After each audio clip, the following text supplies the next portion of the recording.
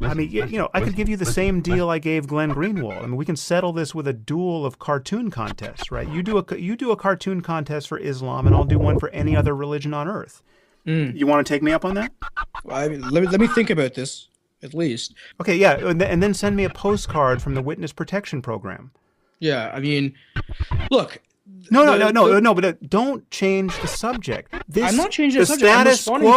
The status quo here is intolerable. That you just posed No, but it's not simplistic because it would completely fuck up your life. Okay, is Islam the problem here? Yes. Yes. Yes. Yes. Yes. Yes. Yes. Yes. Yes. Yes. Yes.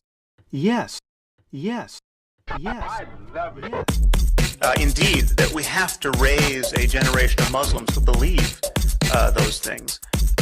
But pretending that it is already is problematic because it isn't for so many millions of Muslims.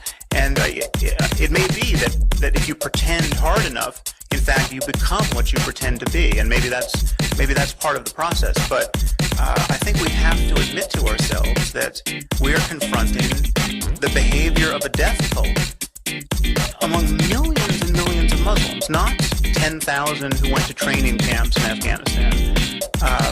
We are confronting an endorsement of this kind of behavior and a reflexive political solidarity where Muslims side with other Muslims, no matter how sociopathic their behavior, simply because they're other Muslims. We can't deny the problem while trying to encourage a more benign face of the religion. It's gross. It's racist. And this is where the prevailing analysis on the left is wrong.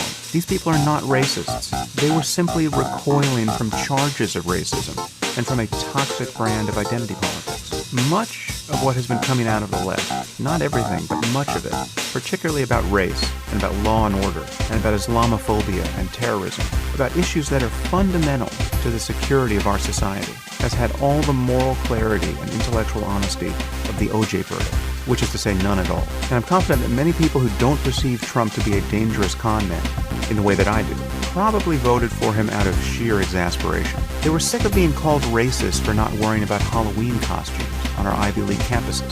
So millions of these people, along with real racists, told all you whinging social justice warriors at Yale and Brown to go fuck yourself. And can you really blame them? I mean, safe spaces, trigger warnings, new gender pronouns. Was that the cause of your generation? That's the trench you are willing to die in?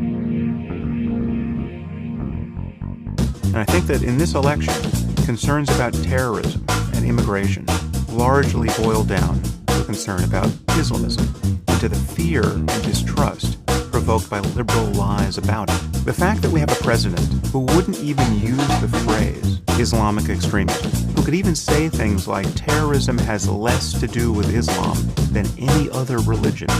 We couple that with this unexplained desire to increase the number of Syrian refugees by 550% without ever acknowledging what is going wrong in Europe. This was a deal breaker for many people, and I heard from these people endlessly over the last year. And the problem, of course, is that people are right to be worried about Islamism and jihadism. And all the left has offered on this point are lies and sanctimony and charges of racism and bigotry.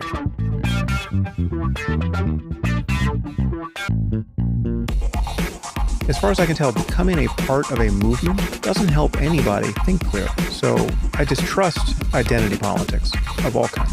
If you're reasoning honestly about facts, then the color of your skin is irrelevant. The religion of your parents is irrelevant. Whether you're gay or straight is irrelevant. Your identity is irrelevant. But a person's identity and life experience often aren't relevant when talking about facts. And they're usually invoked in ways that are clearly fallacious. And many people seem to be making a political religion out of ignoring this difference. So I urge you not to be one of those people, whether you're on the left or on the right. I think we have to admit to ourselves that we're confronting the behavior of a death cult. I love it.